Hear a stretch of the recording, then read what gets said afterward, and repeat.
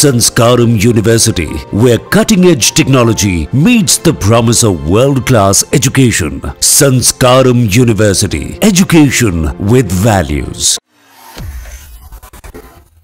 Israel के प्रधानमंत्री Benjamin Netanyahu ने शपथ ली है कि वो पूरे गाजा को अपने कब्जे में लेकर ही मानेंगे। लेकिन नेतन्याहू के प्लान पर ब्रिटेन, फ्रांस और कनाडा ने अब आंखें तरेर ली हैं। बेंजामिन नेतन्याहू की सेना ने कहा है कि उन्होंने पूरे गाजा शहर को कॉम्बैट जोन घोषित कर दिया है। इस बीच गाजा में एयर स्ट्राइक में कई लोग मारे गए हैं। इजराइल की गाजा पर पूर्ण नियंत्रण की योजना में सैन्य कब्जा, हमास को जड़ से खत्म करना, बंधकों की रिहाई और पूरे क्षेत्र को इजराइल के लिए सुरक्षित बनाना शामिल है। उधर गाजा की स्थिति बहुत ही दयनीय है।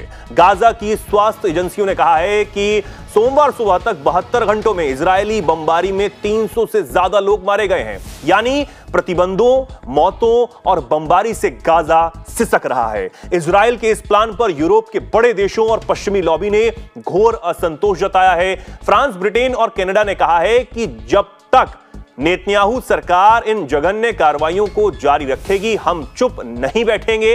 अगर इजराइल ने नए सिरे से सैन्य हमले बंद नहीं किए और मानवीय सहायता नहीं दी, तो अब इसका जवाब भी दिया जाएगा। लेकिन अब इसके जवाब में इजराइल ने यह कह दिया है कि और आरोप लगाया है कि वो 7 अक्टूबर 2023 को हुए हमास की तरफ से जो जनसंहार था, वो उसको इनाम दे रहे हैं ये देश, और इजराइल को उसके आत्मरक्षा के अधिकार से वंचित रखना चाहते हैं। यानी वो हमास के खात्मे और गाजा पर कब्जा करने तक रुकने के मूड में बिल्कुल नहीं है।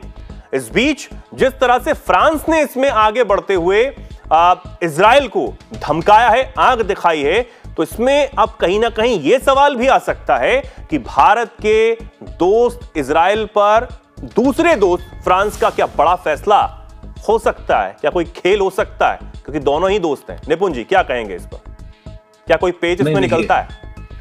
नहीं, देखिए एक्चुअली क्या है कि जो इजराइल और हमास का वॉर है, ये काफी लंबा चल चुका है और काफी लंबा चलने के बाद इजराइल को भी काफी नुकसान हुआ है, इधर हमास को भी काफी नुकसान हुआ है और कहीं ना कहीं इस पूरे रीजन का एक एनवायरनमेंट जो है बदला है। हाल के दिनों में क्या हुआ है कि अमेरिका ने जिस प्रकार से बेंजामिन नेतन्याहू को कहा, तो मुझे लगता है कि हाल के दिनों में अमेरिका ने कहीं ना कहीं इजराइल को थोड़ा सा अकेला करने का प्रयास किया है और ये बात यूरोप के और देश भी देख रहे हैं कि कहीं ना कहीं इजराइल थोड़ा सा आपका अकेला पड़ा है। जिस पर हम देखें सऊदी, कतर, यूएई के साथ नजदीकियां बड़ी हैं और हम देखिए ईरान पर अटैक करने को लेकर भी। तो ऐसे हालात में इजराइल को फ्रांस का कहना, ब्रिटेन का कहना, वो बात समझ में भी आती है। बात क्या है कि अगर कल को इजराइल अटैक करता है और ये वॉर अगर और लंबा खिंचता है, आगे बढ़ता है, तो इन देशों को फिर इजराइल की मदद के लिए आना पड़ेगा, क्योंकि इजराइल के साथ इनके क्या पुराने टाइज है, पुराने संबंध है, पुराने रिलेशंस है और ये नहीं चाहते कि वॉर में और ज्यादा क्या किया जाए, एक्सेलरेट किया जाए या वॉर को और ज्यादा बढ़ाया जाए। ऑटोमेटिकली काफी ज्यादा क्या इश्यूज क्रिएट हो चुके हैं, काफी लोग मारे जा चुके हैं। तो वहां पर जो दोबारा से रीसेटलमेंट करना या दोबारा से जो पूरा आपका एकदम से कहना कि आपको रिस्ट्रक्चरिंग करना है गाजा का, वो करना जरूरी है। और अमेरिका के बड़े इंटरेस्ट हैं, आप जानते हैं गाजा के अंदर अमेरिका का कहना कुछ हो रहा है, कभी कुछ कभी कुछ। तो मुझे लगता है कि यूरोप हो, अमेरिका हो, इन दोनों के बीच की दूरी बढ़ रही है, इधर अमेरिका इजराइल के बीच की भी दूरी बढ़ रही है। तो उन दूरियों की वजह से कहीं ना कहीं यूरोप के द्वारा प्रेशर इजराइल के ऊपर क्रिएट करने का प्रयास किया जा रहा है कि भाई आप कहीं ना कहीं अब इस वॉर को रोकें। बहुत खर्चा हो चुका है, बहुत एक्सपेंसिव हो चुके हैं, इसको ज्यादा एक्सपेंड करने की जरूरत नहीं है। बिल्कुल।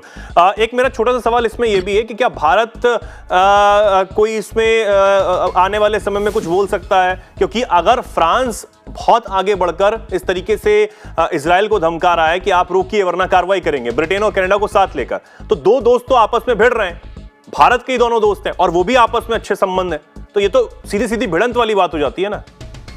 नहीं, देखिए एक्चुअली क्या होगा ना, फ्रांस का कहना ये है कि वॉर को रोकिए और हम कार्रवाई करेंगे। वो थोड़ा सा तरीका होता है दबाव डालने का, लेकिन देखिए भारत को लेकर इसमें कुछ नहीं। देखिए भारत का इजराइल से अपना एक अलग इंटरेस्ट है, अलग एक रिलेशन है फ्रांस के साथ हमारे एक नए रिलेशन बन रहे हैं, रिलेशन में काफी गर्मजोशी आ रही है। रीजन क्या है?